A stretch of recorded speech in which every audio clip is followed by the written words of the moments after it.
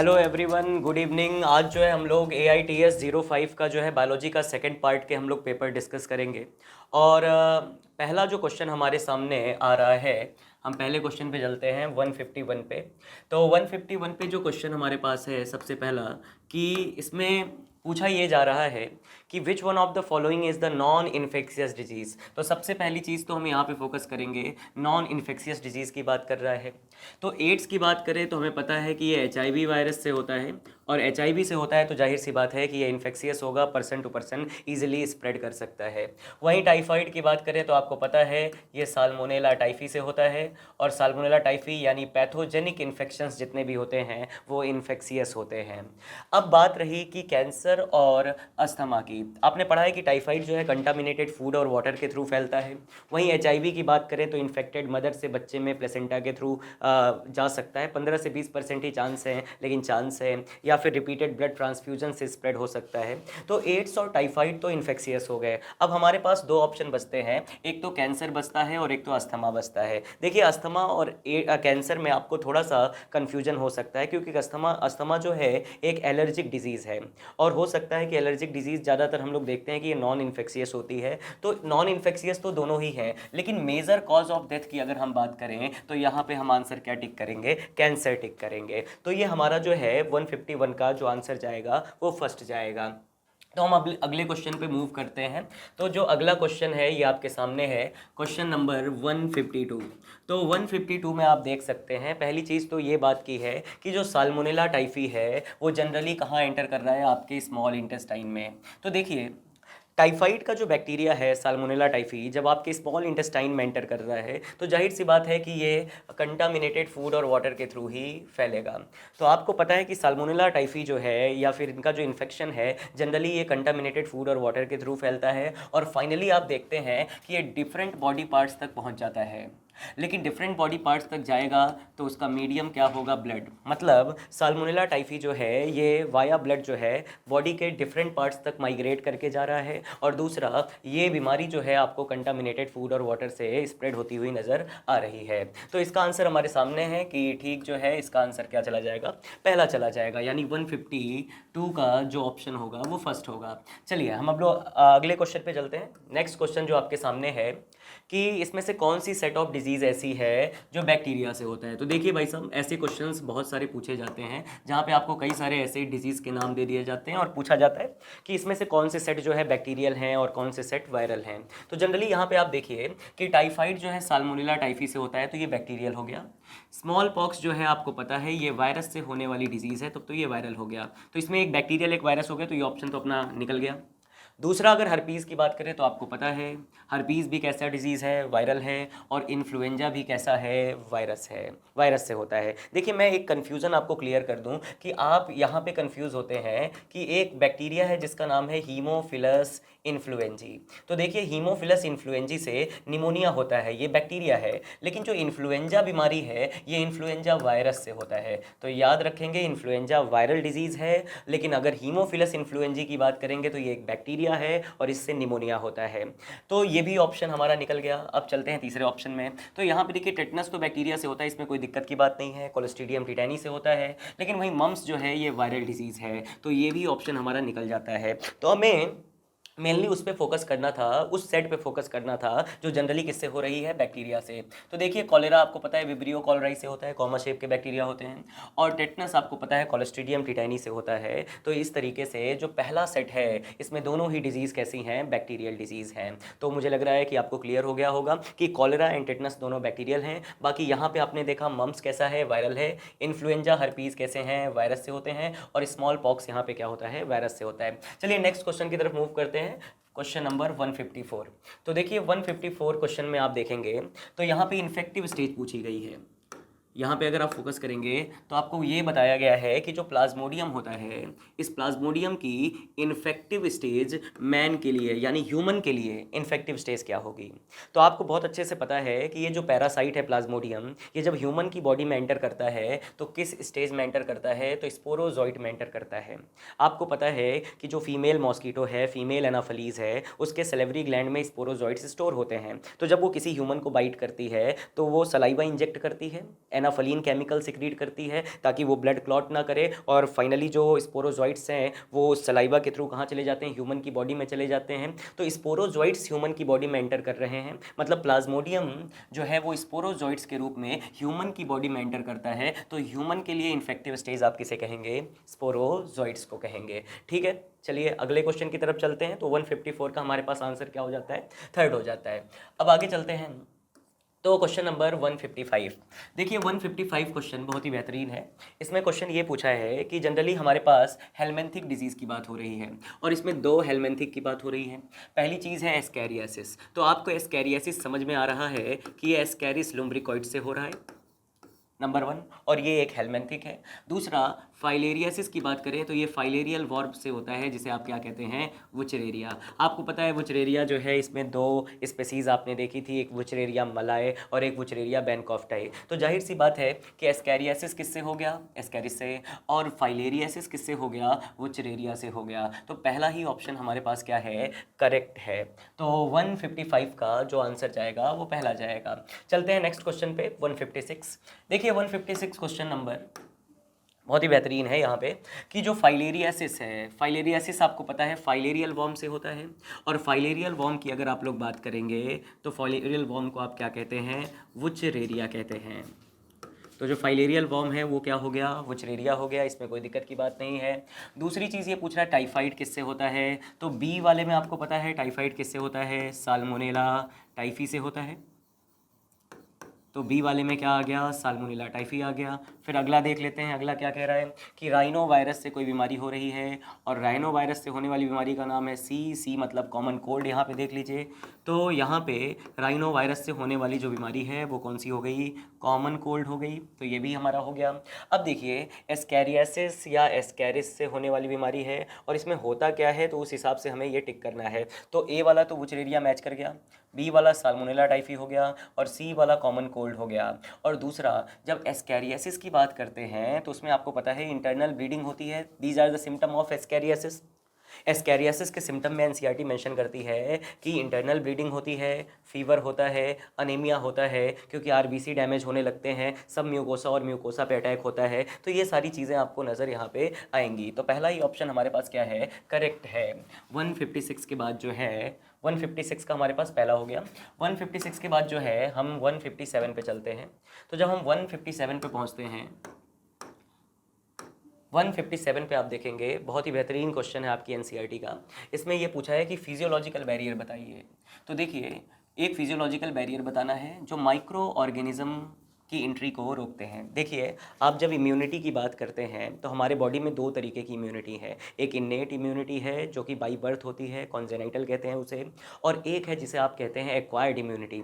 Acquired immunity जो है जो हम अपने लाइफ में एक्वायर कर रहे हैं। तो एक्वायर्ड इम्यूनिटी में हम बैरियर्स की बात तो करते नहीं हैं, लेकिन इन्नेट इम्यूनिटी में हम 4 बैरियर की बात करते हैं। उसमें पहला बैरियर जो होता है वो होता है फिजिकल बैरियर, दूसरा बैरियर जो होता है उसे कहते हैं फिजियोलॉजिकल बैरियर, और तीसरा बैरियर होता है उसे कहते हैं सेलुलर बैरियर, और चौथा बैरियर होता है जिसे आप कहते हैं साइटोकाइन बैरियर। चौथा बैरियर जो होता है उसे आप क्या कहेंगे, साइटोकाइन। तो देखिए फिजिकल बैरियर में आपकी स्किन आ जाती है, स्किन एक फिजिकल बैरियर है। यहाँ तक कि म्यूकोसा की जो लाइनिंग है, म्यूकोसा की जो लाइनिंग है जहाँ पे स्किन नहीं हो सकती है वहाँ पे आपको फिजिकल बैरियर मिलेंगे। फिजियोलॉजिकल बैरियर में जनरली सिक्रीशंस आते हैं। देखिए हमारे बॉडी की जो सिक्रीशंस हैं वो भी एक बैरियर की तरह ही काम कर रहे हैं। एग्जाम्पल के तौर पे मान लीजिए कोई पैथोजन आपकी स्किन से बच निकलता है और आपके बकल कैविटी में चला जाता है, तो बकल कैविटी में सलाइवा है, और सलाइवा में लाइसोजाइम एंजाइम है, एंटीबैक्टीरियल है। तो जाहिर सी बात है सिक्रीशंस जो होती हैं उनको हम कहाँ रखेंगे, फिजियोलॉजिकल बैरियर में रखते हैं, जो बॉडी की फिजियोलॉजी को चेंज कर देते हैं, एडवर्स इन्वायरमेंट क्रिएट करते हैं ताकि पैथोजन सर्वाइव ना कर सके। तो यहाँ पे सिक्रीशंस आपको एक ही नज़र आ रही है, और ये सिक्रीशन है टीयर्स, और सिक्रीशंस किस में आती हैं, फिजियोलॉजिकल बैरियर में। अच्छा और कौन कौन सी सिक्रीशन हो सकती हैं, देखिए टीयर में तो लाइसोजाइम मिलेगा ही मिलेगा, सलाइवा में भी आपको लाइसोजाइम मिलेगा, और कोई सिक्रीशन, अच्छा आप याद करिए वेजाइनल सिक्रीशन। वेजाइनल सिक्रीशन कैसी होती है? एसिडिक होती है, क्योंकि आपको पता है उसमें लैक्टिक एसिड होता है। और लैक्टिक एसिड होता है क्यों? क्योंकि वहाँ लैक्टिक एसिड बैक्टीरिया होता है, मतलब लैक्टोबैसिलस है, लैक्टिक एसिड बना रहा है वेजाइनल सिक्रीशन। तो जाहिर सी बात है लैक्टिक एसिड होने की वजह से जो वेजाइनल सिक्रीशन है वो देखा जाए तो एसिडिक है, जो माइक्रोब्स की ग्रोथ को क्या करेंगे? प्रिवेंट करेंगे। अच्छा, और कोई सिक्रीशंस की बात करें, जैसे आपके स्टमक में जो गैस्ट्रिक एसिड है, गैस्ट्रिक एसिड यानी HCl है, तो हाईली एसिडिक पीएच में कोई भी पैथोजन जनरली सर्वाइव नहीं कर पाएगा। तो एक तरीके से ये सिक्रीशंस क्या कर रही हैं? आपके माइक्रो ऑर्गेनिजम्स की ग्रोथ को इनहिबिट कर रही हैं, आपकी फिजियोलॉजी को चेंज कर रही हैं। तो फिजियोलॉजिकल बैरियर में हमने सिक्रीशंस में आंसर क्या टिक कर दिया? टीयर्स। अब देखिए मोनोसाइट्स क्या हैं? ये सेल्स हैं, तो जनरली ये सेलुलर बैरियर बनाएंगे। स्किन किस में आ जाएंगे? फिजिकल बैरियर में आ जाएंगे। और ये देखिए यूरोजेनिटल ट्रैक्ट की जो लाइनिंग्स होती है म्यूकोसा, ये जनरली किस में आ जाएंगी? ये आ जाएंगी फिजिकल बैरियर में। तो इस तरीके से हमारा फिजियोलॉजिकल बैरियर में क्या आ गया? टीयर्स आ गया। तो 157 का क्या हो गया? सेकंड हो गया। चलते हैं अगले क्वेश्चन पे चलते हैं। 158 देखिए 158 नंबर जो क्वेश्चन है इसमें ये पूछा है कि मेजर फैगोसिटिक सेल्स क्या हैं। देखिए भाई साहब, एंटीबॉडी कोई फैगोसिटिक सेल्स नहीं है, these are the glycoproteins, army of proteins कह रही है एनसीईआरटी। जनरली लिम्फोसाइट्स की बात करें तो लिम्फोसाइट्स जनरली यहाँ पे फैगोसिटिक नहीं है। अगर हम लोग बात करें किसकी? एंटीजन की, तो एंटीजन भी फैगोसिटिक नहीं है। लेकिन आप जानते हैं कि मैक्रोफेज एक फैगोसिटिक सेल्स है। फैगोसिटिक सेल्स देखिए हमारे बॉडी में हर जगह फैगोसिटिक सेल्स हैं। जनरली अगर वो ब्लड में है तो मोनोसाइट के नाम से जाने जाएंगे। कल को वो ब्लड से निकल के स्क्वीज आउट करके कहाँ चले गए? टिश्यू में, तो वो मैक्रोफेज कहलाएंगे। लीवर में है तो उन्हें कफर सेल कहेंगे, लंग्स में है तो उन्हें डस्ट सेल कहेंगे, बोन्स में है तो ऑस्टियोक्लास्ट कहेंगे, कार्टिलेज में है तो कॉन्ड्रोक्लास्ट कहेंगे, ब्रेन में है तो माइक्रोग्लायल सेल्स कहेंगे। तो नाम अलग हैं लेकिन हर जगह फैगोसाइटोसिस चल रही है। तो मेन फैगोसिटिक सेल्स की अगर आप बात करेंगे तो ये कौन सी है? मैक्रोफेजेज होते हैं। लेकिन लिम्फोसाइट में आपने एक नाम पढ़ा होगा, आपकी एनसीईआरटी लिखती है एनके सेल। देखिए एनके सेल फैगोसिटिक नहीं होती है और ये एक टाइप की लिम्फोसाइट है। जैसे हम पढ़ते हैं ना lymphocyte, B lymphocyte, T lymphocyte, तो याद रखिएगा एक और लिम्फोसाइट है जिसे कहते हैं नेचुरल किलर। ये किलर हैं, ये फैगोसाइटोसिस नहीं करती हैं, ये नॉन फैगोसिटिक सेल्स हैं। तो इस बात का हमें ध्यान रखना है। तो मेजर फैगोसिटिक सेल्स आप किसे टिक करेंगे? मैक्रोफेजेस को। तो आगे बढ़ते हैं। तो 158 का क्या हो गया? फोर्थ हो गया। अगले क्वेश्चन की तरफ चलते हैं। जो अगला क्वेश्चन है 159। देखिए 159 में क्या है? 159 में पूछा है कि कुछ स्मॉल प्रोटीन्स हैं जो कौन प्रोड्यूस कर रहे हैं? वर्टिब्रेट्स प्रोड्यूस कर रहे हैं। और ये वायरस के इन्फेक्शन से क्या कर रही हैं? नेचुरली वायरस के इन्फेक्शन के रेस्पॉन्स में प्रोड्यूस हो रही हैं। मतलब जनरली यहाँ पे बात हो रही है एंटी वायरल प्रोटीन्स की। यहाँ पे बात हो रही है एंटी वायरल प्रोटीन की, मतलब जो वायरस के रेस्पॉन्स में प्रोड्यूस हो रही हैं, मतलब जो वायरस के ग्रोथ को इनहिबिट करेंगी एक तरीके से, मतलब वायरस के मल्टीप्लिकेशन को क्या करेंगी? इनहिबिट करेंगी। तो देखिए होता क्या है, जैसे मान लीजिए एक हमारी नॉर्मल सेल है बॉडी की, या फिर आप मान लीजिए ये एक सेल है जिसमें वायरस का इन्फेक्शन हुआ है, तो इसे कहेंगे वायरस इन्फेक्टेड सेल। क्लियर है बात? अब ये वायरस इन्फेक्टेड सेल क्या करती है कि जनरली जो नॉन इन्फेक्टेड सेल्स आपको नज़र आ रही हैं आपकी बॉडी में, ये कैसी सेल्स हैं? नॉन इन्फेक्टेड कह दीजिए या नॉर्मल सेल्स कह दीजिए। अब हुआ क्या कि ये जो वायरल इन्फेक्टेड सेल्स है ये वायरस से इन्फेक्ट हो चुकी है। अब ये नहीं चाहती है कि जो नॉर्मल सेल्स हैं वहाँ तक इन्फेक्शन फैले, तो ये क्या करेगी? एक केमिकल मैसेंजर, एक प्रोटीन जनरेट करेगी। इस प्रोटीन का नाम है इंटरफेरॉन। इस प्रोटीन का नाम क्या है? इंटरफेरॉन। और ये इंटरफेरॉन नॉन इन्फेक्टेड सेल को सिग्नल देगा और नॉन इन्फेक्टेड सेल्स अपने अंदर कुछ प्रोटीन बना लेती हैं जिसे कहते हैं ट्रांसलेशन इनहिबिटिंग प्रोटीन। देखिए इसने क्या किया कि नॉन इन्फेक्टेड सेल ने अपने अंदर ट्रांसलेशन इनहिबिटिंग प्रोटीन बना दिया, जिसकी वजह से एक तरीके से ये non infected cell further viral infection से बच चुकी है। मतलब ये इंटरफेरॉन कहीं ना कहीं वायरस के इन्फेक्शन से किसको बचा रहा है? नॉर्मल सेल्स को। लेकिन याद रहे इंटरफेरॉन बनाएगा कौन? तो एनसीईआरटी मेंशन करती है वायरस इन्फेक्टेड सेल्स ही इंटरफेरॉन सिक्रीट कर रहे हैं, जो केमिकली एक ग्लाइकोप्रोटीन है। तो हमें लग रहा है, आई होप ये क्लियर हो गया होगा आपको। तो 159 का सेकंड हो गया, जो वायरस के रेस्पॉन्स में बनने वाली प्रोटीन है वो कौन सी है? इंटरफेरॉन्स हैं। चलिए आगे की तरफ चलते हैं। तो 159 के बाद 160 हमारे पास आ गया। देखिए 160 की अगर आप बात करें तो यहाँ पे एंटीजन बाइंडिंग साइट की बात हो रही है। देखिए मैं आपको क्लियर कर दूँ, जब आप एंटीबॉडी का स्ट्रक्चर देखते हैं तो एंटीबॉडी के स्ट्रक्चर में आप इस तरीके से आपको नज़र आता है कि यहाँ पे एक लॉन्ग चेन होती है, एक लॉन्ग चेन होगी इस तरीके से, और ये जो लॉन्ग चेन होती है पॉलीपेप्टाइड की, दो लॉन्ग चेन होती है। और इसी तरीके से आप देखेंगे जो लॉन्ग चेन है वो हैवी है, उसी तरीके से यहाँ पे 2 शॉर्ट चेन होती हैं, और ये 2 शॉर्ट चेन जो होती हैं इन्हें कहते हैं कि ये लाइट चेन है। तो हैवी चेन होती हैं और लाइट चेन होती हैं। तो आप यहाँ पे नोटिस कर रहे होंगे कि जनरली होता क्या है कि अगर आप देखेंगे तो इस एंटीबॉडी के अंदर एक आर्म जो होता है उसे कहते हैं कांस्टेंट आर्म। एक आर्म होता है जिसे आप क्या कहते हैं, कांस्टेंट आर्म कहते हैं, और एक हिस्सा होता है जिसे आप कहते हैं वेरिएबल आर्म।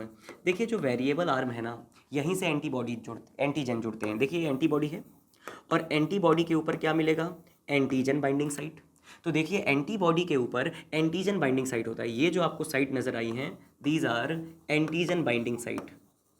ये कौन सी बाइंडिंग साइट है, तो एंटीजन बाइंडिंग साइट की जब आप बात करते हैं ना, तो ये किसी भी पॉलीपेप्टाइड के वेरिएबल आर्म पे मिलता है। तो देखिए ये जो एंटीबॉडी है इसका वेरिएबल आर्म है, और ये वाला हिस्सा कांस्टेंट आर्म है। अच्छा, इसे वेरिएबल क्यों कहा है, क्योंकि ये वेरी करता रहता है अकॉर्डिंग टू द एंटीजन, क्योंकि वेरिएबल आर्म के पास ही क्या है, एंटीजन बाइंडिंग साइट है। तो आप ये कह सकते हैं कि ये हैवी चेन हो गया, variable arm of heavy chain, और ये वाला हो गया variable arm of light chain. तो जो variable arm of heavy chain है और लाइट चेन है, इसी के पास क्या मिलेगी, एंटीजन बाइंडिंग साइट मिलेगी। तो बताइए हैवी चेन में भी एंटीजन बाइंडिंग साइट है, ये रही पूरी हैवी चेन, और लाइट चेन में भी एंटीजन बाइंडिंग, ये रहा लाइट चेन, और दोनों के पास क्या मिल रहा है, एंटीजन बाइंडिंग साइट मिल रहा है। तो याद रखेंगे कि हमेशा antigen binding site variable region पे होगी।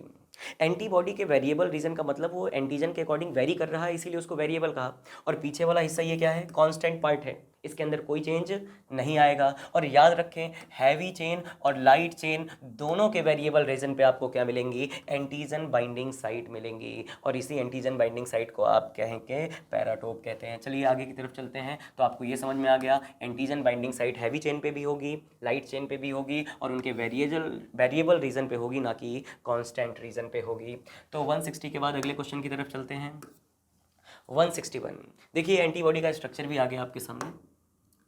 इस एंटीबॉडी के स्ट्रक्चर में अगर आप देखेंगे तो मैं मार्किंग करता हूँ, तो देखिए ये पूरी की पूरी जो चेन आपको नज़र आ रही है ना, यहाँ से लेके यहाँ तक, ये पूरी की पूरी चेन, ये जो लॉन्ग चेन है, ये लॉन्ग चेन है, अमीनो एसिड का नंबर ज़्यादा है तो इसीलिए हैवी हो गई। तो बी वाले को हम क्या मार्क कर देंगे, हैवी चेन। बी वाले को क्या मार्क करेंगे, हैवी, और जो हैवी है वही लॉन्ग चेन है। तो मतलब या तो ये आंसर सही होगा या तो ये। चलिए ए वाले को देखते हैं, सी वाले को देखते हैं। सी वाला क्या है, ये चेन है, और ये बहुत ही शॉर्ट चेन है। शॉर्ट है तो लाइट है, तो मतलब सी वाला शॉर्ट या लाइट चेन होना चाहिए। तो ये रहा लाइट चेन, ये रहा शॉर्ट चेन, ये भी मैच कर गया। अब हमें मैच करना है फर्स्ट वाला ए वाला पार्ट। देखिए यहाँ पे ये वाली साइट आपको नज़र आ रही है, इसे कहते हैं एंटीजन बाइंडिंग साइट। ये साइट आपको नज़र आ रही है, इसे कहते हैं एंटीजन बाइंडिंग साइट। जैसा एंटीजन होगा वैसा ही वेरिएबल आर्म होगा, मतलब वेरिएबल आर्म के पास ही एंटीजन बाइंडिंग साइट है, और ये वेरी करता रहता है। देखिए अगर उसका शेप ऐसा है एंटीजन का तो बाइंडिंग साइट ऐसी होगी, अगर उसका शेप ऐसा है तो बाइंडिंग साइट ऐसी होगी। तो ये एंटीजन बाइंडिंग साइट है ए वाला। तो ए वाला एंटीजन बाइंडिंग साइट, और यहाँ पे एंटीबॉडी है, तो ये तो गलत हो गया, पहला ही आंसर हमारा सही हो जाएगा। तो आपको समझ में आ गया ये एंटीजन बाइंडिंग साइट है, ये शॉर्ट या लाइट चेन है, ये लॉन्ग या हैवी चेन है। तो इस तरीके से हमारा आंसर कौन सा चला जाएगा, पहला। चलिए 161 के बाद जो है अगले क्वेश्चन की तरफ चलते हैं। 162, देखिए भाई साहब 162 जो क्वेश्चन है ये कह रहा है कि ग्राफ्टेड किडनी जो होती है वो रिजेक्ट हो सकती है पेशेंट के अंदर, और इस रिजेक्शन के लिए कौन सा इम्यून रेस्पॉन्स जिम्मेदार होता है। तो मैं आपको क्लियर कर दूं, देखिए होता क्या है कि जब ऑर्गन ट्रांसप्लांटेशन होता है तो ऑर्गन ट्रांसप्लांटेशन के टाइम पे बहुत सारी मैचिंग होती है, टिश्यू मैचिंग होती है, ब्लड मैचिंग होती है, HLA मैचिंग होती है, MHC मैचिंग होती है, तरह तरह के होते हैं। तो ऐसे केस में जब कोई फॉरेन ग्राफ्ट या फिर जिस भी चीज़ को आप ट्रांसप्लांट कर रहे हैं उसे आप ग्राफ्ट कह सकते हैं। जैसे किडनी एक ग्राफ्ट है, जैसे एग्जांपल के तौर पे आपने लिवर ट्रांसप्लांट किया तो लिवर की सेल्स आपने दान की तो ग्राफ्टिंग के लिए, तो वो भी ग्राफ्ट है। तो ये जो ग्राफ्टेड पार्ट है ये हमारे बॉडी का नहीं है, तो जाहिर सी बात है हमारे इम्यून सिस्टम को क्या लगेगा, ये कोई बाहरी चीज़ है और उसके खिलाफ वो एंटीबॉडीज़ बना सकती है या फिर उसको रिजेक्ट कर सकती है। मतलब जो ग्राफ्टेड पार्ट है जो आप कहीं और से ला रहे हैं, किसी और का ऑर्गन है, वो जो ग्राफ्टेड पार्ट है उसको इम्यून सिस्टम रिजेक्ट कर सकता है क्योंकि वो हमारे बॉडी का हिस्सा नहीं है, 100% मैचिंग उसकी नहीं हुई है। तो इस ग्राफ्टेड पार्ट को रिजेक्ट करने की जिम्मेदारी होती है सेल मीडिएटेड इम्यूनिटी। देखिए हालांकि दोनों ही जिम्मेदार होते हैं, ह्यूमोरल इम्यूनिटी भी जिम्मेदार है, सेल मीडिएटेड भी जिम्मेदार है, लेकिन 70% रोल किसका है? CMI का। तो इसीलिए हमारी NCERT भी कहती है ग्राफ्टेड पार्ट को रिजेक्ट करने में किसका रोल है? CMI का। और CMI में भी अगर आपको पूछा जाए कौन सी सेल, तो किलर या साइटोटॉक्सिक सेल्स जो होती हैं यही ग्राफ्टेड पार्ट को क्या कर देती हैं? रिजेक्ट कर देती हैं। तो इस हिसाब से ग्राफ्ट रिजेक्शन के लिए कौन जिम्मेदार हो गया? CMI जिम्मेदार हो गया। चलिए आगे की तरफ चलते हैं। तो 162 का कौन सा आंसर हो गया हमारा? सेकंड हो गया।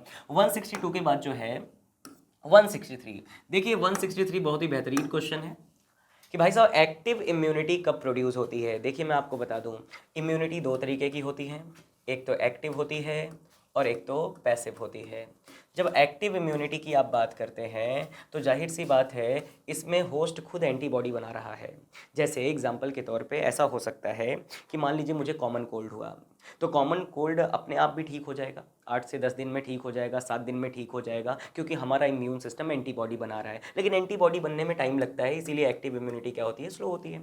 दूसरा तरीका यह है कि मुझे जल्दी ठीक होना है, 8-10 दिन वेट नहीं कर सकते, तो हम बाहर से बनी बनाई एंटीबॉडी लाएं, और बाहर से बनी बनाई यानी रेडीमेड एंटीबॉडीज़ लाएं, प्री फॉर्म्ड एंटीबॉडीज़ लाएं, और बनी बनाई एंटीबॉडी ला रहे हैं तो ये पैसिव इम्यूनिटी है, और हमारी बॉडी खुद बना रही है तो एक्टिव है। तो ज़रा आप सोच के देखिए ना, रेडीमेड एंटीबॉडी ला रहे हैं तब तो ये पैसिव हो गई, बनी बनाई एंटीबॉडी, क्योंकि ह्यूमन यानी होस्ट खुद नहीं बना रहा है तो वो एक्टिव हो ही नहीं सकती। तो बोथ फर्स्ट और सेकंड भी नहीं हो सकता, तो ये भी गलत हो गया।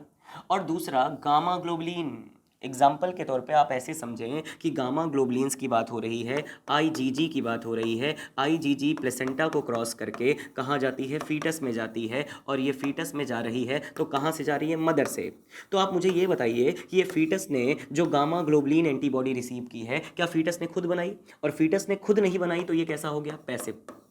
और माँ से मिली, नेचर से मिली, तो आप कहिए पैसिव में नेचुरल हो गया। तो ये भी ऑप्शन नहीं होगा। अब बचा क्या? डिजीज़। भाई साहब जब भी आपको कोई डिजीज़ होती है, जब आप डिजीज़ की कॉन्ट्रैक्टिंग होती है, नेचुरल इन्फेक्शंस होते हैं आपकी बॉडी में, ये सारी चीज़ों में आप देखते हैं कि आपका इम्यून सिस्टम खुद क्या बना रहा है? एंटीबॉडी बना रहा है। और होस्ट अगर खुद एंटीबॉडीज़ बना रहा है तो वो किसका एग्जाम्पल हो गया? एक्टिव का। तो इसमें से पहला आंसर हमारा चला जाएगा। तो 163 का कौन सा हो गया? फर्स्ट। चलिए आगे चलते हैं 164 की तरफ। चलिए देखिए 164 की अगर आप बात करेंगे तो इसमें पूछा है कि प्रिंसिपल ऑफ इम्यूनाइजेशन। इम्यूनाइजेशन का मतलब क्या होता है पहले आप समझिएगा।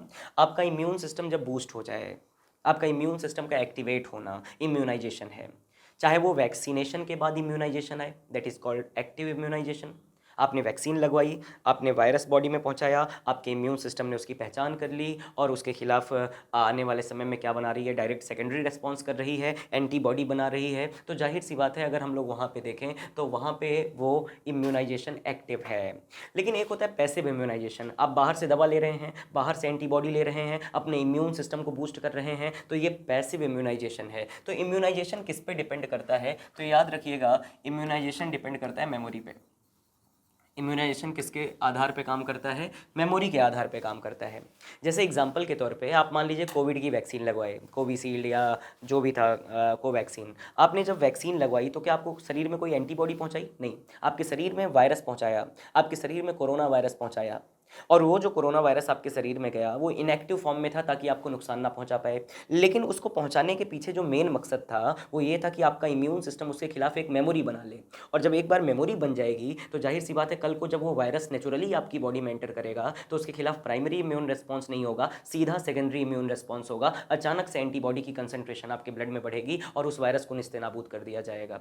तो जाहिर सी बात है कि कहीं ना कहीं जो इम्यूनाइजेशन है वो किस पे डिपेंड कर रहा है? मेमोरी पे। और सेकेंडरी इम्यून रिस्पॉन्स हमेशा किस पे आधारित होता है? मेमोरी पे आधारित होता है। इसीलिए आपकी एनसीईआरटी सेकेंडरी इम्यून रिस्पॉन्स को एनएमनेस्टिक रिस्पॉन्स कह रही है, क्योंकि वो मेमोरी बेस्ड रिस्पॉन्स है। तो 164 का आंसर आपको क्लियर चल गया, मेमोरी सेल्स होगा, मेमोरी की वजह से होता है। तो 164 का हो गया फर्स्ट। आगे चलते हैं, देखिए 165 क्वेश्चन। तो 165 क्वेश्चन में क्या कह रहा है कि एक क्विक इम्यून रिस्पॉन्स हो रहा है, प्री फॉर्म्ड एंटीबॉडी। भाई साहब समझिए बात को, मैंने कहा पहले से आपने बनी बनाई एंटीबॉडीज़ ले ली, आपने मार्केट से रेडीमेड एंटीबॉडीज़ उठा ली, आपके बॉडी ने खुद नहीं बनाया, होस्ट खुद एंटीबॉडीज़ नहीं बना रहा है, आप बनी बनाई एंटीबॉडी ले रहे हैं तो पैसिव इम्यूनिटी, और आपका शरीर खुद बनाता तो एक्टिव इम्यूनिटी। तो जाहिर सी बात है प्री फॉर्म्ड बनी बनाई एंटीबॉडी ले रहे हैं, एंटी टॉक्सिन्स ले रहे हैं, तो जाहिर सी बात है ये पैसिव इम्यूनिटी का या पैसिव इम्यूनाइजेशन है।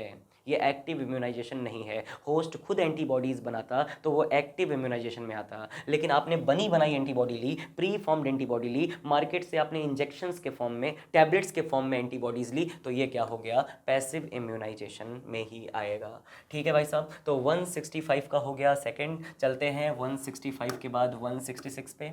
166 जो है देखिए बहुत ही एनसीईआरटी की लाइन से ये क्वेश्चन बेहतरीन बना है कि जनरली एलर्जन के क्या क्या कॉमन एग्जांपल्स हो सकते हैं। देखिए मैं आपको बता दूं, एलर्जी मतलब हाइपर सेंसिटिविटी। आपके इम्यून सिस्टम किसी चीज़ को लेके, किसी सब्सटेंस के प्रति सेंसिटिव नहीं, हाइपर सेंसिटिव हो गया है, संवेदनशील नहीं, अति संवेदनशील हो गया है। तो जिस भी सब्सटेंस के खिलाफ हमारा इम्यून सिस्टम हाइपर सेंसिटिव हो जाए या एग्जाजरेट हो जाए, एग्जाजरेटेड रेस्पॉन्स शो करे, तो जाहिर सी बात है उस सब्सटेंस से हमें क्या है, एलर्जी है। तो जब भी आप उस सब्सटेंस के एक्सपोजर में आएंगे तो आपकी बॉडी में कुछ सिम्टम्स नजर आएंगे, जैसे आंख से पानी आना, नाक से पानी आना, watery eyes, running nose, sneezing, breathlessness, आपको पता है डिफिकल्टी इन ब्रीदिंग, ये सारी समस्याएं आपको आएंगी। और जिस सब्सटेंस से आपको एलर्जी है, मान लीजिए आज वुलन क्लॉथ से एलर्जी है, किसी को ऊन से एलर्जी होती है, तो ऊन क्या हो गया, एलर्जन हो गया। तो ऐसे सब्सटेंस जिससे आपको एलर्जी है उसे एलर्जन कहते हैं। देखिए आपको पॉलन ग्रेन से एलर्जी हो सकती है, पॉलन एलर्जी कहते हैं। इसके अलावा आपको एनिमल डेंडर यानी जानवरों की बाल और खाल से एलर्जी हो सकती है। और डस्ट, देखिए डस्ट में छोटे छोटे कीड़े पाए जाते हैं जिन्हें कहते हैं माइट्स, इनसे भी आपको एलर्जी हो सकती है। तो these are the common example of allergen. Allergen बहुत सारे हो सकते हैं, अलग अलग चीज़ से सबको एलर्जी हो सकती है, लेकिन आपकी एनसीईआरटी ने 3 कॉमन एग्जाम्पल्स लिखे हैं एलर्जेंस के जिनसे आपको एलर्जी हो सकती है। पहला माइट्स इन डस्ट, दूसरा पॉलन ग्रेन्स, और तीसरा एनिमल डेंडर यानी जिसे आप कहते हैं जानवरों की बाल और खाल से भी आपको एलर्जी हो सकती है। तो ऑल ऑफ दीज, तो सभी किसके एग्जाम्पल्स हैं, ये एलर्जेंस के एग्जाम्पल हैं। तो ये हो गया 166। 166 के बाद जो है 167 पे आइए। अब आ गया अस्थमा। देखिए अस्थमा आपको पहले ही पता है, अस्थमा एक एलर्जिक डिजीज़ है। और इस एलर्जिक सिचुएशन में होता क्या है कि आपकी मास्ट सेल जो होती है वो सेंसिटाइज हो जाती है।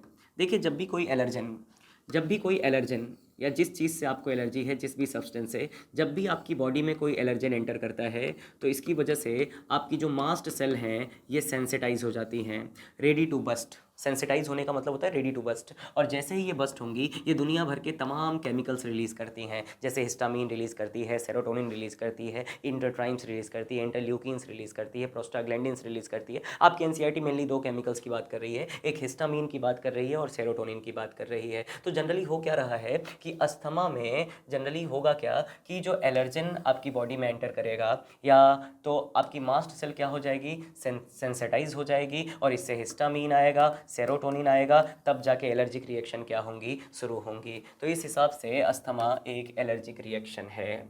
अब देखिए यहाँ पे लिखा है इन्फ्लेमेशन ऑफ ट्रैकिया।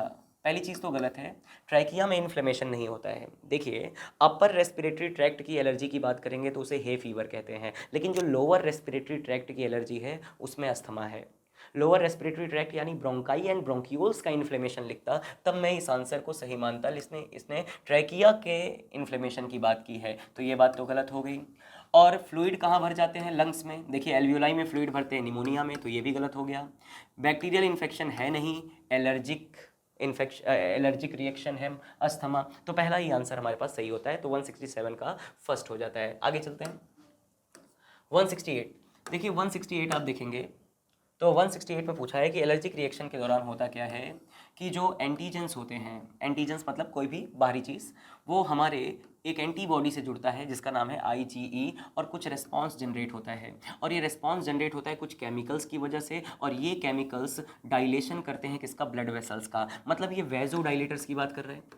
और आपको बहुत अच्छे से पता है जब भी एलर्जी होती है, जब भी एलर्जन एंटर करते हैं तो मास्ट सेल एक्टिवेट होती है, और मास्ट सेल क्या बनाती है, हिस्टामीन। और हिस्टामीन क्या है, एक वेजो डायलेटर है। ये ब्लड वेसल्स को क्या कर देगा, डायलेट कर देगा, और ब्लड वेसल्स को डायलेट करेगा तो ब्लड प्रेशर क्या हो जाएगा, कम हो जाएगा। तो यहाँ पे कौन से केमिकल की बात हो रही है, हिस्टामीन्स की बात हो रही है। तो histamine is responsible for the dilation of blood vessels secreted by the mast cell.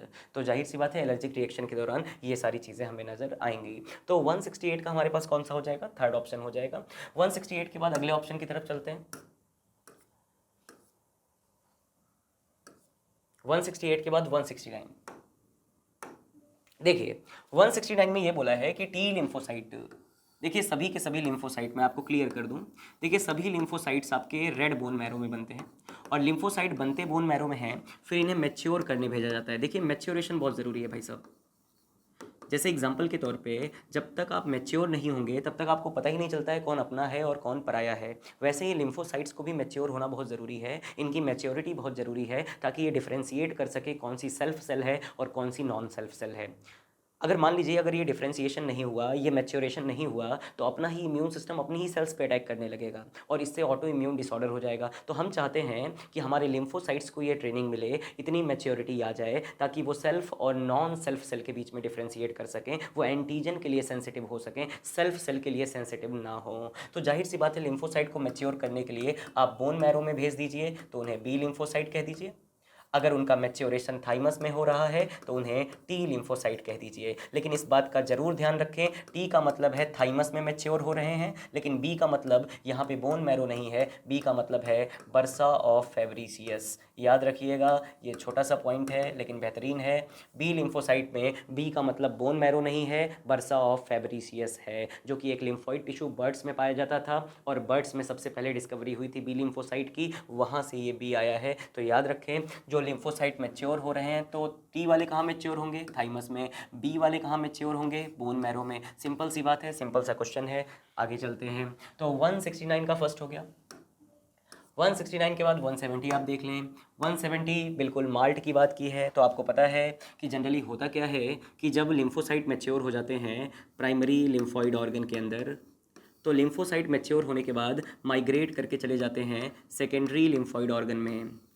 और लिम्फोसाइट आफ्टर मैच्योरेशन जब सेकेंडरी लिम्फॉइड ऑर्गन में जाते हैं तो सेकेंडरी लिम्फॉइड ऑर्गन में आप बहुत सारे पढ़ते हैं, जैसे आप अपेंडिक्स पढ़ते हैं, जैसे कि आप अपेंडिक्स के अलावा लिम्फ नोड्स की बात करते हैं, जैसे कि आप टॉन्सिल्स की बात करते हैं, जैसे कि आप टॉन्सिल्स के अलावा पेयर्स पैचेस की बात करते हैं, पेयर्स पैचेस के अलावा आप यहाँ पे बहुत सारे आप सेकेंडरी लिम्फॉइड ऑर्गन की बात करते हैं। लेकिन इसमें से ज़्यादातर जो सेकेंडरी लिम्फॉइड ऑर्गन में जो लिम्फॉइड टिश्यू हैं, ज़्यादातर जो लिम्फॉइड टिश्यू हैं वो आपके म्यूकोसा से एसोसिएटेड हैं, और म्यूकोसा एसोसिएटेड लिम्फॉइड टिश्यू कहते हैं उसे। और मोर देन 50%, याद रखिएगा भाई साहब, मोर देन 50% जो लिम्फॉइड टिश्यू है वो आपके म्यूकोसा की लाइनिंग से ही एसोसिएटेड हैं, तो उन्हें आप क्या कहेंगे, malt, mucosa associated lymphoid tissue. देखिए अगर आपको आपके नेजल एपिथीलियम से एसोसिएटेड हैं तो उसे कहते हैं नाल्ट, नेजल एसोसिएटेड लिम्फॉइड टिश्यू। ऐसे ही होता है बाल्ट, ठीक है ना। उसी तरीके से होता है माल्ट जो कि म्यूकोसा एसोसिएटेड लिम्फॉइड टिश्यू। तो माल्ट हो गया म्यूकोसा एसोसिएटेड लिम्फॉइड टिश्यू।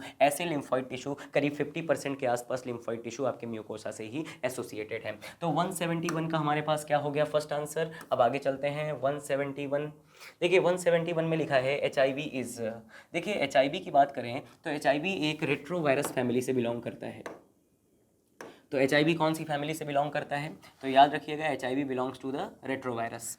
और दूसरा, इसके पास जेनेटिक मटेरियल की बात करें तो जेनेटिक मटेरियल RNA होता है, और आपको पता है सिंगल स्ट्रैंडेड RNA होता है। वो भी सिंगल स्ट्रैंडेड RNA के एक मॉलिक्यूल नहीं होते हैं, कितने मॉलिक्यूल होते हैं, 2 मॉलिक्यूल। और दूसरा, इसके पास एक एंजाइम होता है भाई साहब। इसके पास जो एंजाइम होता है इसका नाम है रिवर्स ट्रांसक्रिप्टेज। और आपको पता है रिवर्स ट्रांसक्रिप्टेज का काम क्या होगा, RNA से क्या बनाना, DNA बनाना। मतलब जेनेटिक इन्फॉर्मेशन का फ्लो कैसा होगा, अपोजिट डायरेक्शन में। सेंट्रल डोग्मा का एक्सेप्शन की बात कर रहे हैं। देखिए जेनेटिक इन्फॉर्मेशन का फ्लो DNA से RNA की तरफ होता है, लेकिन generally viruses are the exception of the central dogma, और वहाँ पे रिवर्स में या रिवर्स ट्रांसक्रिप्शन हो रहा है। जेनेटिक इन्फॉर्मेशन का फ्लो अपोजिट डायरेक्शन में हो रहा है, RNA से क्या बन रहा है, DNA। तो ये एंजाइम RNA को कन्वर्ट करेगा किसमें, DNA में। पहला ही ऑप्शन हमारे पास सही बैठता है, 171 का फर्स्ट हो जाता है। चलिए आगे चलते हैं। 171 के बाद 172 आ गया हमारे पास। देखिए 172 की अगर आप बात करते हैं तो यहाँ पे ज़रा ध्यान से समझिएगा। यहाँ पे लिखा है किस स्टेज में HIV इन्फेक्शन जो है वो अपने सिम्टम्स शो कर रहा है। भाई साहब देखिए, HIV इन्फेक्शन होना अलग बात है, एड्स होना अलग बात है। मान लीजिए आज HIV का वायरस हमारी बॉडी में एंटर किया तो हम कहेंगे हम HIV इन्फेक्टेड हुए हैं, HIV पॉजिटिव हुए हैं। लेकिन वो HIV का वायरस धीरे धीरे हमारे इम्यून सिस्टम को कमज़ोर करेगा, उसमें सालों लग सकते हैं, 5 से 10 साल भी लग सकते हैं। तब जाके आपके बॉडी के हेल्पर T सेल्स पे अटैक करेगा वायरस, और हेल्पर T सेल्स का नंबर धीरे धीरे कम होने लगेगा। और जब हेल्पर T सेल्स का नंबर बिल्कुल कम हो जाएगा और आपका इम्यून सिस्टम पूरी तरीके से डेफिशिएंट हो जाएगा, अपॉर्चुनिस्टिक इन्फेक्शंस बढ़ जाएंगी, रिकरेंट इन्फेक्शंस बढ़ जाएंगी, तो आपकी बॉडी में पहली बार एड्स के सिम्टम्स आपको नज़र आएंगे। तो HIV इन्फेक्शन पहले होता है लेकिन एड्स बाद में होता है। एचआईवी इन्फेक्शन बाई बर्थ हो सकता है लेकिन एड्स एक्वायर्ड डिजीज़ है। तो याद रखिएगा, सिम्टम तभी आएंगे जब हेल्पर टी सेल्स का नंबर क्या होने लगेगा, कम होने लगेगा, हेल्पर टी लिम्फोसाइट्स कम होने लगेंगे, और एचआईवी का वायरस हेल्पर टी सेल्स पे ही अटैक करता है और आपके मैक्रोफेजेस पे अटैक करता है, जैसा आपकी एनसीईआरटी कह रही है, क्योंकि मैक्रोफेजेस और हेल्पर टी सेल्स के पास ही वो रिसेप्टर्स होते हैं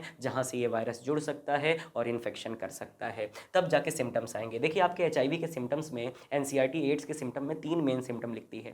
पहला वेट लॉस की समस्या आती है, डायरिया की समस्या आती है, बाउट्स ऑफ फीवर, बुखार चढ़ता उतरता रहता है। तो these are the symptoms of the AIDS. तो हमें क्लियर हो गया कि 172 का थर्ड आंसर चला जाएगा। और इसी के साथ अगले क्वेश्चन पे चलते हैं। तो अगला क्वेश्चन है 173। देखिए 173 की अगर आप बात करेंगे तो यहाँ पे लिखा है एचआईवी ट्रांसमिट हो सकता है।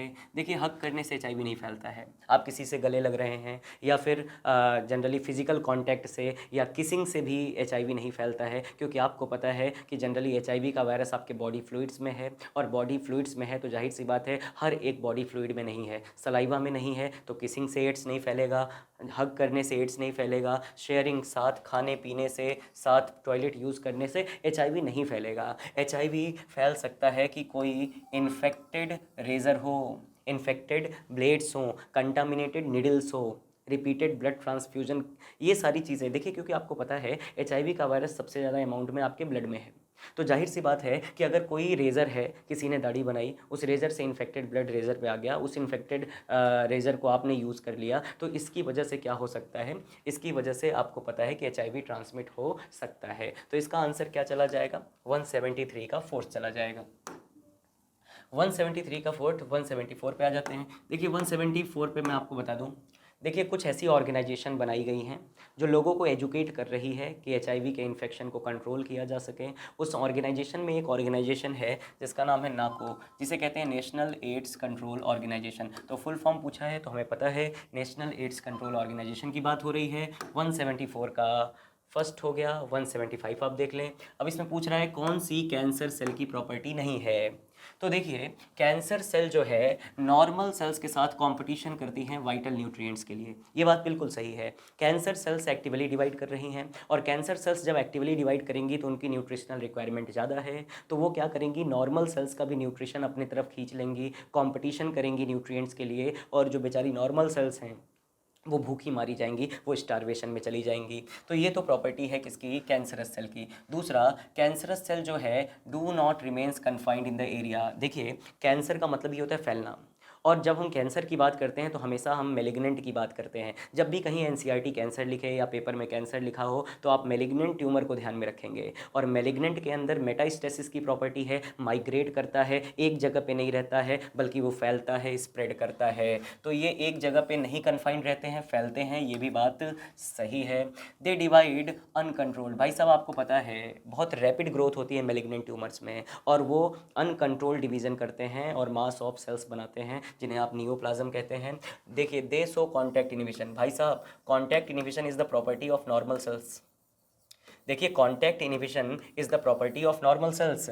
जब तक सेल्स एक दूसरे के कॉन्टैक्ट में रहती हैं तो एक दूसरे के डिवीजन को, अनकंट्रोल्ड डिवीजन, जैसे मान लीजिए कोई सेल है ये अनकंट्रोल्ड डिवीजन कर रही है, तो इसके अनकंट्रोल्ड डिवीजन को रोकने के लिए बगल वाली सेल जो इसके कॉन्टैक्ट में है इसके अनकंट्रोल्ड डिवीजन को इनहिबिट कर देगी। तो जाहिर सी बात है नॉर्मल सेल्स में आपको कॉन्टैक्ट इनिबिशन नजर आएगा कि जो नॉर्मल सेल्स हैं वो एक दूसरे से क्या होती हैं, कांटेक्ट में होती हैं, और एक दूसरे के अनकंट्रोल्ड डिवीजन को क्या करती हैं, रोकती हैं। लेकिन कैंसर सेल्स क्या है, स्टिकी हो जाती हैं, डिटैच हो जाती हैं, कांटेक्ट इनहिबिशन छूट जाता है, और इसकी वजह से उनको इनहिबिट करने वाला कोई है नहीं, वो अनकंट्रोल्ड डिवाइड करती हैं। तो याद रखिएगा cancer cell contact inhibition show नहीं करेंगे। Contact inhibition is the property of normal cell. Cancer cell में कॉन्टैक्ट इनहिबिशन का लॉस हो जाता है। आगे की तरफ चलते हैं। तो 175 का कौन सा हो गया, फोर्थ ऑप्शन हो गया। 175 के बाद जो है 176 की बात करते हैं।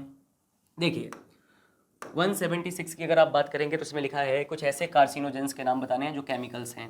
देखिए केमिकल कार्सिनोजन की बात हो रही है, और केमिकल कार्सिनोजन में अगर आप बात करेंगे टोबैको वगैरह, तो टोबैको क्या है, केमिकल कार्सिनोजेंस हैं, और टोबैको से मेन जो कैंसर के चांसेस हैं वो क्या है, लंग कैंसर के, ऐसा आपकी एनसीईआरटी मेंशन कर रही है।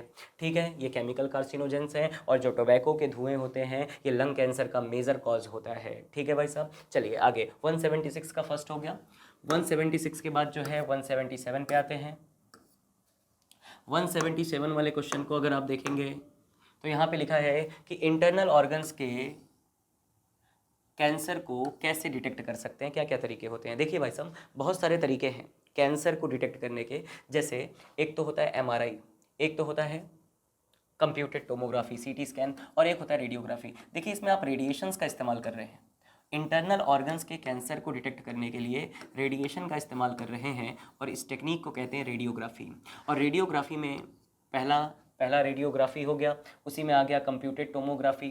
देखिए कंप्यूटेड टोमोग्राफी और जनरली यहाँ पे रेडियोग्राफी की जगह मैं एक्सरे लिख लूँ, एक्सरे भी रेडियोग्राफी में आता है। तो इसमें आप आयनाइजिंग रेडिएशंस का इस्तेमाल कर रहे हैं। लेकिन एमआरआई में आप नॉन आयनाइजिंग रेडिएशन का इस्तेमाल कर रहे हैं। इसमें आप 3D इमेज तक बना सकते हैं, एनसीईआरटी लिखती है। लेकिन एमआरआई में आप 4D इमेज तक जा सकते हैं। तो इसीलिए सबसे बेस्ट अगर पूछा जाए तो एमआरआई है। लेकिन इसमें सारे के सारे ही इंटरनल ऑर्गन्स को डिटेक्ट करने के लिए, इंटरनल ऑर्गन्स के कैंसर को डिटेक्ट कर सकते हैं, क्योंकि ये सारी टेक्निक किसकी है, रेडियोग्राफी की है। ठीक है, तो 177 का क्या हो गया आपका, ऑल ऑफ दी एबव। 177 के बाद जो है अगला है 178। देखिए 178 में लिखा है कैनबिस सटाइवा। देखिए भांग का पौधा। देखिए कैनबिस सटाइवा से आपको पता है कि जो कैनबिस की लीव्स होती हैं, आपकी एनसीईआरटी लिख रही है कैनबिस की जो लीव्स होती हैं और इनसे जो रेजिन्स आते हैं, रेजिन्स, और इनके जो फ्लावर टॉप्स हैं, इन तीनों को अलग अलग कॉम्बिनेशन में मिक्स करते हैं और तीनों को अलग अलग कॉम्बिनेशन में मिक्स करके बनाते हैं चरस, बनाते हैं गांजा, बनाते हैं हीरोइन कह रहा हूँ, बनाते हैं गांजा, चरस, मैरिजुआना और हसीस बनाते हैं। तो जाहिर सी बात है मैरिजुआना कैनबिस सटाइवा से बन रहा है। किससे बन रहा है, कैनबिस सटाइवा। दूसरा एलएसडी क्या है, लाइसर्जिक एसिड डाइथाइलेमाइड। ये जो है हेलुसिनोजेनिक केमिकल है जो कि फंगस से आता है, आपको पता है क्लेविसेप्स से मिलेगा। दूसरा कोकेन, कोकेन आपको पता है कोका एल्केलॉइड से रिलेटेड है, तो ये कैनबिस में आएगा नहीं, कैनाबिनॉइड्स में आएगा नहीं। ओपियम जो है ये किस में आता है, नार्कोटिक्स हैं। और नार्कोटिक्स के साथ साथ अगर हम लोग बात करें तो इनको हम लोग पहली कैटेगरी ऑफ ड्रग्स में रखते हैं, ओपियोइड्स में। तो जाहिर सी बात है कैनबिस से कौन डेराइव हो रहा है, मैरिजुआना, चरस, गांजा, हसीस, दीज आर द केमिकल्स। तो 178 का क्या हो गया, थर्ड ऑप्शन चला जाएगा। आगे चलते हैं 178 का और 179। देखिए एनसीईआरटी का आपके एक स्ट्रक्चर दिए हुए हैं। पहला स्ट्रक्चर आपको पहचानने के लिए आना चाहिए। पहला स्ट्रक्चर जो है ये है मॉर्फिन का। तो पहला ए वाला क्या हो गया, मॉर्फिन हो गया। दूसरा, ये मॉर्फिन सेडेटिव होते हैं। सेडेटिव मतलब आपके बॉडी फंक्शन को स्लो कर देंगे। सेडेटिव का मतलब सामक कहते हैं, बॉडी फंक्शन को स्लो डाउन कर देते हैं। ये पेन किलर भी हैं और पेन किलर को कहते हैं एनाल्जेसिक्स। और दूसरा, ये पॉपी प्लांट यानी पेपेबर सोमनीफेरम के लैटेक्स से ऑब्टेन होते हैं। मतलब आप समझ रहे हैं मैं कहना क्या चाह रहा हूँ, मैं ये कहना चाह रहा हूँ कि जनरली अगर आप देखेंगे तो ये है पॉपी प्लांट। तो पॉपी प्लांट का जो अनराइप्ड फ्रूट होता है, अनराइप्ड फ्रूट जो होता है पॉपी प्लांट का, उसमें आप कट लगाइए तो एक मिल्की सिक्रीशन निकलेगी और इस मिल्की सिक्रीशन को कहते हैं लैटेक्स। और इसी लैटेक्स से क्या बना देते हैं, मॉर्फिन। और मॉर्फिन एक सेडेटिव भी है, पेन किलर भी है। तो पहला ही ऑप्शन यहाँ पे करेक्ट हो जाता है 179 का। ठीक है ना, बाकी और देख लेते हैं। देखिए कैनेबिनॉइड्स, कैनेबिनॉइड्स में मैरिजुआना नहीं आता है, आपको पता है कि सॉरी कैनेबिनॉइड्स में मैरिजुआना, लेकिन ये मैरिजुआना आता है, लेकिन एट्रोपा बेलाडोना ये दूसरा, इसके एरियल पार्ट्स हेलुसिनोजेनिक होते हैं। हीरोइन, हीरोइन हेलुसिनेशन कॉज करता है कह रहा है, और कैनबिस सटाइवा से आता है, ये भी मैच गलत है। कोकेन जो है डोपामीन के न्यूरोट्रांसमीटर को एक्सेलरेट करते हैं। इरिथ्रोजाइलम कोका से आ रहे हैं, यहाँ पे ये बात बहुत गलत है क्योंकि ये न्यूरोट्रांसमीटर के इंटरफेयर करते हैं, डोपामीन के ट्रांसपोर्ट को इंटरफेयर करते हैं। तो पहला ही ऑप्शन यहाँ पे करेक्ट मैच है। तो 179 का कौन सा हो गया, फर्स्ट। 179 के बाद 180 आप देख लें। देखिए 180 जब आप देखेंगे तो पहले बोल रहा है स्मैक या हीरोइन, स्मैक या हीरोइन। देखिए होता क्या है, आपने क्या किया, जैसे मान लीजिए ये ओपियोइड्स कैटेगरी के ड्रग हैं। जब आप ओपियोइड्स कैटेगरी के ड्रग की बात करते हैं तो ये ओपियोइड्स कैटेगरी के ड्रग कहाँ से आते हैं, तो आपको पता है ये आते हैं पेपेवर सोमनीफेरम से। किससे आते हैं, और पेपेवर सोमनीफेरम को आप प्यार से क्या कहते हैं, पॉपी प्लांट, पॉपी प्लांट कहते हैं। और इससे आपको नेचुरली जो ड्रग मिलता है उसे कहते हैं ओपियम, ओपियम यानी अफीम कहते हैं। लेकिन आपने क्या किया, इसी पॉपी प्लांट के अनराइप्ड फ्रूट में कट लगा के एक मिल्की सिक्रीशन निकाला लैटेक्स, और इस लैटेक्स से क्या बना दिया, मॉर्फिन। इस लैटेक्स से क्या बना दिया, मॉर्फिन। अब मॉर्फिन का आपने एसिटाइलेशन करा दिया। अब मॉर्फिन का जब आपने एसिटाइलेशन कराया तो यहाँ पे एक तो देखिए, जब आप एसिटाइलेशन कराते हैं एसिटिल सॉल्यूशन में तो ऊपर कुछ वेस्ट प्रोडक्ट रह जाते हैं, उसे आप कहते हैं स्मैक। और जो मेन चीज़ नीचे छन के चली जाती है उसे आप कहते हैं हीरोइन, उसे आप कहते हैं हीरोइन। तो जाहिर सी बात है आपकी एनसीईआरटी कह रही है heroin is commonly called as smack, तो इसीलिए यहाँ पे लिखा है स्मैक और हीरोइन। हालांकि एसिटाइलेशन के दौरान मॉर्फिन के पहले इंटरमीडिएट में क्या बनेगा, स्मैक बनेगा। अब देखिए जो हीरोइन है ये कहीं ना कहीं एसिटाइलेशन से बन रहा है मॉर्फिन के, तो आप कहेंगे 2 बार एसिटाइलेशन हुआ है, इसीलिए हीरोइन का दूसरा नाम हो गया डाई एसिटाइलेटेड मॉर्फिन। और ये किसके एसिटाइलेशन से बन रहा है, मॉर्फिन के। तो याद रखिएगा केमिकली हीरोइन को क्या कहेंगे, डाई एसिटिल मॉर्फिन कहेंगे। और ये किसके एसिटाइलेशन से बन रहा है, मॉर्फिन के एसिटाइलेशन। तो 180 का कौन सा हो गया, फर्स्ट ऑप्शन। 181 को आप देख लें ज़रा। देखिए 181 में आप देखेंगे तो यहाँ पे लिखा है निकोटीन।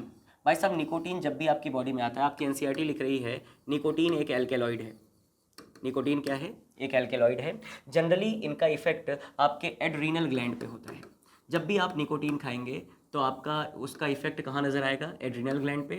और एड्रीनल ग्लैंड से कुछ केमिकल रिलीज होंगे, एड्रीनलिन और नॉर एड्रीनलिन। और ये एड्रीनलिन नॉर एड्रीनलिन वेजो कॉन्स्ट्रिक्टर हैं, ये आपके ब्लड प्रेशर को बढ़ा देंगे, साथ ही साथ आपके कार्डियक आउटपुट को बढ़ा देंगे, आप थोड़ा एक्टिव हो जाएंगे। ये सारी चीज़ें आपको देखने के लिए मिलेगी। तो यहाँ पे देखिए ब्लड प्रेशर बढ़ रहा है, साथ ही साथ हार्ट रेट बढ़ रहा है, एड्रीनल ग्लैंड से पे एक्शन करके एड्रीनलिन और नॉर एड्रीनलिन सिक्रीट हो रहा है। तो पहला ही ऑप्शन सही जाएगा, 181 का फर्स्ट हो जाएगा। 182 को आप देख लीजिए ज़रा। 182 में आप देखेंगे यहाँ पे पूछा है warning sign of the drugs and alcohol abuse. देखिए एब्यूज़ का मतलब है मिसयूज़ करना। तो जनरली अगर आप वार्निंग साइन की बात करेंगे तो आपको पता है कि धीरे धीरे अगर बच्चा ड्रग्स ले रहा है तो उसकी एकेडमिक परफॉर्मेंस कम होने लगेगी, स्कूल कॉलेज से बंक मारने लगेगा, एब्सेंट होने लगेगा, पर्सनल हाइजीन ना नहाएगा ना धोएगा ना कपड़े चेंज करेगा, ये सारी चीज़ें। लेकिन ये सारी चीज़ें तो बाद में आती हैं, आइसोलेशन, डिप्रेशन, ये सारी चीज़ें रिजल्ट है। तो वार्निंग साइन की बात करें तो ऊपर की जो 3 हमने देखा है ये वार्निंग साइन है, तो इसका आंसर हमारे पास फर्स्ट चला जाएगा। तो 182 का फर्स्ट हो गया। आगे चलते हैं। 182 के बाद जो है 183 पे आप देखिए। 183 में दिखा है केमिकल कैंसर कॉजिंग एजेंट। देखिए वो केमिकल जो कैंसर कॉज कर सकते हैं, तो केमिकल में आता है सिगरेट, टोबैको आ गया। दूसरा फिजिकल में आ जाते हैं रेडिएशंस, जो कैंसर कॉजिंग फिजिकल एजेंट्स हैं उसमें रेडिएशंस आ गए, जैसे एक्सरे आ गया। बायोलॉजिकल कैंसर कॉजिंग में ऑन्कोवायरस आ गया। और कैंसर कॉजिंग एजेंट्स को आप क्या कहते हैं, कार्सिनोजन कहते हैं। तो आप मैच कर लेंगे तो आपको मिलेगा कि जो ए है उसका सेकंड होगा और बी है बी का थर्ड होगा। तो ऐसे केस में पहला ही ऑप्शन हमें करेक्ट लग रहा है, 183 का फर्स्ट होगा। आगे चलते हैं, 184 देखते हैं। देखिए 184 को आप जब देखेंगे तो इसमें कैंसर के डिटेक्शन की कुछ टेक्निक दी गई है कि कैंसर को कैसे डिटेक्ट कर सकते हैं। तो इसमें बायोप्सी पहला टेक्निक है। देखिए बायोप्सी का मतलब होता है histopathological study of suspected tissue. आपकी बॉडी में कोई सस्पेक्टेड टिश्यू है और आपको पता करना है कि वो कैंसरस है या नॉन कैंसरस है। आपके शरीर में कोई गांठ बन गई है, ट्यूमर बन गया है, आप जानना चाहते हैं वो कैंसरस है या नॉन कैंसरस है, तो आप बायोप्सी कराएंगे। बायोप्सी में क्या होगा कि उस सस्पेक्टेड टिश्यू का एक टुकड़ा लिया जाएगा, उसके पतले पतले सेक्शंस काटे जाएंगे, उसको स्टेन किया जाएगा और माइक्रोस्कोप पे एग्जामिन किया जाएगा कि उसकी ग्रोथ नॉर्मल हो रही है या कैंसरस हो रही है। तो आप देखिए बायोप्सी को मैच कर दीजिए कि piece of suspected tissue cut into thin section, stain करेंगे, एग्जामिन करेंगे माइक्रोस्कोप पे। दूसरा रेडियोग्राफी, रेडिएशन की मदद से आप इंटरनल ऑर्गन के कैंसर को डिटेक्ट करते हैं। तो देखिए it is use to detect the cancer of internal organ. Blood and bone marrow test, देखिए आप ब्लड टेस्ट से पता लगा सकते हैं ब्लड कैंसर का। Leukaemia is a type of blood cancer, leukaemia is a type of, आप leukaemia को ब्लड कैंसर मत कहिए, बल्कि leukaemia is a type of blood cancer जिसमें ट्यूमर नहीं बनता है। और जनरली आप जब ब्लड टेस्ट कराएंगे तो WBC का काउंट जो है वो 6000 से 8000 से कितना पहुंच जाएगा, 1 लाख के आसपास। और WBC का काउंट ब्लड टेस्ट से पता चल जाए कि 1 लाख के आसपास चला गया है तो ये इंडिकेट करता है कि आपको ब्लड कैंसर है। कंप्यूटेड टोमोग्राफी, इसमें आपको मैंने पहले ही बताया था, इसमें 3D इमेज आती है, एक्सरे का इस्तेमाल किया जाता है। ठीक है, तो इस तरीके से आप मैचिंग कर लेंगे। तो पहले का हमारे पास फोर्थ हो गया, दूसरे का थर्ड हो गया, पहले का फोर्थ हो गया, दूसरे का थर्ड हो गया, हमें सेकंड ऑप्शन यहाँ से ही मिल जाएगा। 184 हो गया। 184 के बाद जो है 185 आप देखेंगे। देखिए 185 की जब आप बात करते हैं तो स्मॉल पॉक्स को कम्प्लीटली इरेडिकेट किया जा चुका है। पॉसिबल क्यों हो पाया है, देखिए भाई साहब स्मॉल पॉक्स को कम्प्लीटली ख़त्म कर दिया गया है, इरेडिकेट कर दिया गया है। इसके पीछे जो मेन कारण ये है कि जो एनिमल रिजर्वायर थे उनको एलिमिनेट किया गया है। एनिमल रिजर्वायर्स को कम्प्लीटली देखा जाए तो उनको एलिमिनेट करने की वजह से स्मॉल पॉक्स जो है पूरी तरीके से क्या हो चुका है, इरेडिकेट हो चुका है।